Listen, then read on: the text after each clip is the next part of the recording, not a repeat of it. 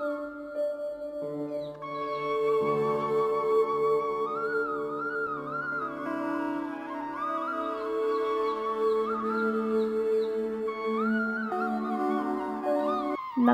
मित्रों, आपका Radha Raman VNS channel पर हार्दिक स्वागत है। आज हम अपने चैनल के माध्यम से संकष्टी चतुर्थी व्रत कथा, पूजा विधि और महत्व के बारे में बताएंगे। संकष्टी चतुर्थी सनातन धर्म में एक पवित्र त्योहार है। सनातन धर्म के अनुसार किसी भी शुभ कार्य को करने से पहले भगवान गणेश की पूजा की जाती है। भगवान गणेश को अन्य देवी देवताओं में प्रथम पूजनीय माना गया है। इन्हें बुद्धि, बल और विवेक के देवता का दर्जा प्राप्त है। भगवान गणेश को अपने भक्तों की सभी दुख व कष्टों को हर लेते हैं, इसलिए इन्हें विघ्नहर्ता और संकट मोचन भी कहा जाता है।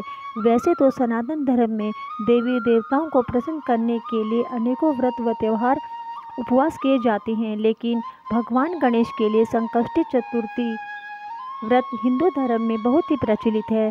संकट चतुर्थी का अर्थ है संकट को हरने वाली चतुर्थी। संकष्टी संस्कृत भाषा से लिया गया एक शब्द है जिसका अर्थ होता है कठिन समय से मुक्ति पाना। इस दिन व्यक्ति अपने दुखों से छुटकारा पाने के लिए गणपति जी की आराधना करता है। हमारे पुराणों के अनुसार गौरी पुत्र गणेश की पूजा करना बहुत ही फलदायी माना जाता है।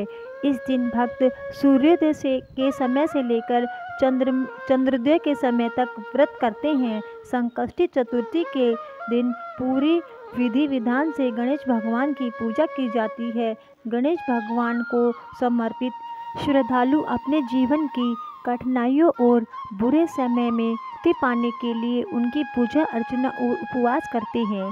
संकष्टी चतुर्थी को अलग अलग नामों से जाना जाता है। कई जगहों पर इसे संकटहारा तो कहीं संकट चौथ भी के नाम से भी जाना जाता है। अगर किसी महीने में मंगलवार को यह संकष्टी चतुर्थ व्रत आता है तो इसे अंगार की चतुर्थी भी कहा जाता है। अंगार की चतुर्थी 6 महीने में एक बार आती है और इस दिन व्रत करने से जातक को पूरे वर्ष की संकष्टी का लाभ भी मिल जाता है। मान्यता है कि इस दिन भगवान गणेश की सच्चे मन से आराधना करने से व्यक्ति की सारी मनोकामनाएं भगवान गणपति जी जरूर पूरी करते हैं और जातक को विशेष लाभ की प्राप्ति होती है। तो आइए जानते हैं संकष्टी चतुर्थी पूजा विधि। गणपति में आस्था रखने वाले जातकों को इस दिन उपवास करके उन्हें प्रसन्न कर अपने मन चाहे फल की कामना करते हैं। इस दिन जातक सूर्योदय से पहले उठकर स्नान आदि से निवृत्त होकर साफ स्वच्छ वस्त्र धारण करे। इस दिन लाल रंग के कपड़े पहनना बेहद शुभ माना जाता है। स्नान के बाद गणेश भगवान की पूजा की शुरुआत करें। गणेश भगवान की पूजा करते समय जातक का मुख पूर्व या उत्तर दिशा की तरफ होना चाहिए। भगवान गणेश की प्रतिमा को फूलों से सजा ले। पूजा में आप तिल, गुड़, लड्डू, मोदक, फूल, तांबे के कलश में जल, धूप, चंदन, दीप प्रसाद के रूप में आप केला या श्रीफल रख सकते हैं। इस बार संकष्टी चतुर्थी तिथि 15 अगस्त सोमवार को है और इसी दिन संकष्टी चतुर्थी का व्रत भी किया जाएगा। जो लोग इस दिन उपवास ना कर पाए तो उन्हें इस दिन भगवान विघ्नहर्ता की पूजा सुबह व शाम नियमित रूप से करनी चाहिए तथा कथा पढ़ने या सुननी चाहिए। चतुर्थी तिथि आरंभ हो रही है 14 अगस्त की रात 10:37 से और चतुर्थी तिथि समाप्त होगी 15 अगस्त सोमवार की रात 9:02 तक। और इस दिन सूर्योदय का समय सुबह 6:07 पर होगा और सूर्यास्त का समय शाम 6:55 पर होगा। रात को चंद्रोदय का समय 9:33 तक होगा और इस दिन अभिजीत मुहूर्त होगा सुबह 11:56 से 12:46 तक। बंधुओं, हमारे शास्त्रों में गणेश भगवान को बुद्धि, विवेक, कार्य में शुभता, लाभ, व्यापार में वृद्धि, सुख शांति, रिद्धि सिद्धि, घर परिवार व जीवन में मांगलिक कार्य के लिए श्री भगवान गणेश का यह व्रत अति उत्तम माना जाता है। भाद्रपद कृष्ण पक्ष की संकष्टी चतुर्थी का व्रत मानसिक कष्ट स्थिति तथा कुंडली में चंद्रमा की क्षीणता, अस्त तथा सुशत्रु भाववत चंद्र की स्थिति के लिए भी किया जाता है।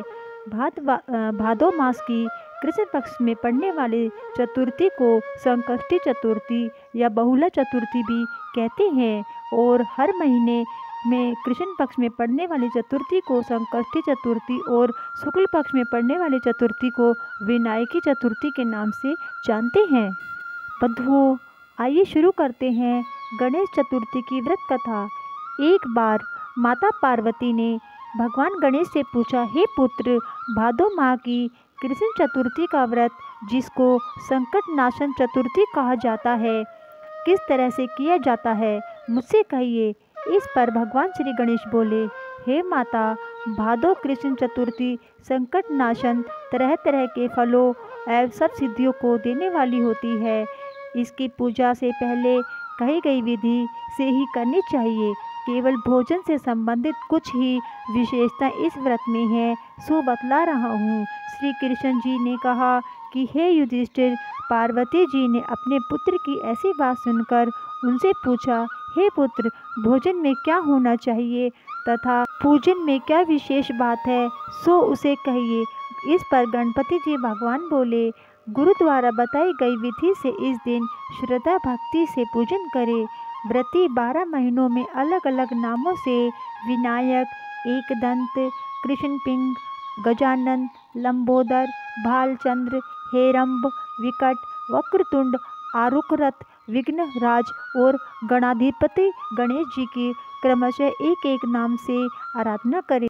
चतुर्थी के दिन सुबह रोज के कार्यों से निपट कर व्रत करे, भगवान का पूजन करे व कथा सुने। पूर्व काल में एक पुण्यात्मा और यशस्वी राजा नल हुए। उनकी रूपवती रानी दमयंती नाम से विख्यात थी। राजा नल को एक बार शापग्रस्त होकर राज्य छोड़ना पड़ा और अपनी पत्नी से अलग रहने का दुख उठाना पड़ा। तब रानी ने इस उत्तम व्रत को किया। पार्वती ने गणेश जी से पूछा, हे पुत्र, दमयंती ने किस तरीके से इस व्रत को किया और किस प्रकार से व्रत के असर से 3 महीने के भीतर ही उसे अपने पति से मिलने का अवसर मिला। इस पर सब बातों को आप बतलाइए। श्री कृष्ण ने कहा, हे युधिष्ठिर, पार्वती जी के ऐसा पूछने पर गणपति जी ने जो उत्तर दिया उसे मैं कह रहा हूँ, सुनिए। श्री गणपति जी कहते हैं कि हे माता, राजा नल को बड़ी बड़ी विपत्तियों को झेलना पड़ा। हाथी खाने से हाथियों की और घुड़साल से घोड़ों की चोरी हो गई। डाकुओं द्वारा राजा का खजाना लूट लिया गया। अग्नि की लपटों से उनका माल भस्म हो गया। मंत्रियों ने भी राजा का साथ छोड़ दिया। राजा जुए में सब कुछ हार गए तथा राजधानी भी जुए में हाथ से चली गई। सब ओर से निराश होकर राजा नल में चले गए। उन्हें वन में दमयंती के साथ बहुत से कष्ट उठाने पड़े। अंत में उसका रानी से वियोग हो गया। राजा किसी नगर में सैस का कार्य करने लगे, रानी अन्यत्र किसी नगर में रहने लगी तथा राजकुमार भी किसी दूसरी जगह नौकरी करने लगे। जो कभी राजा नल, राजपुत्र, रानी आदि कहलाते थे, वे सब अब भीख मांगने लगे। नाना प्रकार की बीमारियों से ग्रसित होकर एक दूसरे से बिछड़कर बुरे कर्मों का फल भोगते हुए समय गुजारने लगे। एक बार की बात है कि वन में इधर उधर भटकते हुए दमयंती ने शरभंग ऋषि के दर्शन किए। उसने उनके चरणों में मस्तक झुकाकर और हाथ जोड़कर कहा, हे ऋषिराज, मेरे पति मुझे कब मिलेंगे? किस प्रकार मुझे हाथी घोड़ों से युक्त घनी आबादी वाली नगरी मिलेगी? मेरा भाग्य कब उदय होगा? हे मुनिश्रेष्ठ, आप निश्चित तौर पर बताइए। इस पर श्री गणेश जी कहते हैं कि दमयंती का यह प्रश्न सुनकर शरभंग ऋषि ने कहा, हे दमयंती, मैं तुम्हारे भले की बात कहता हूँ, इसे सुनो। इससे दारुण दुख का नाश होगा और यह समस्त प्रकार की इच्छाओं को पूरा करने वाला एवं अच्छे फल देने वाला व्रत है। भादो मास की कृष्ण चतुर्थी संकट नाशनी कही गई है। इस दिन स्त्री पुरुष को एक दंत भगवान गणपति जी की आराधना करनी चाहिए। विधि पूर्वक इस व्रत का पूजन करें। हे रानी, तुम्हारी समस्त मनोकामनाएं पूर्ण होगी। 7 माह के भीतर ही तुम्हारे पति तुम्हें मिल जाएंगे। यह बात मैं पूर्ण निश्चय के साथ कहता हूँ। गणपति जी कहते हैं कि शरभंग ऋषि के इन वचनों को सुनकर दमयंती ने भादो माह के संकट नाशनी चतुर्थी का व्रत शुरू किया और उसी समय से प्रति माह गणेश जी की पूजा करने लगी। 7 माह के भीतर ही हे राजन, इस श्रेष्ठ व्रत को करने से उसे पहले की तरह पति, पुत्र और राज्य, सब प्रकार के वैभव आदि की प्राप्ति हो गई।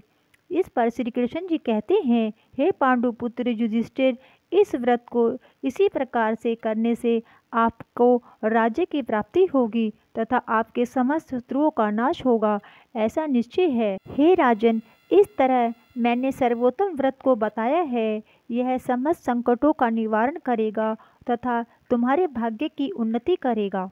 कथा समाप्त। प्यारे भाइयों और बहनों, अगर आपको यह कथा अच्छी लगी तो प्लीज़ मेरे चैनल को लाइक व सब्सक्राइब करना ना भूलें और कमेंट में राधे राधे लिखें। आप सबको जय श्री राधा रमन जी की। धन्यवाद।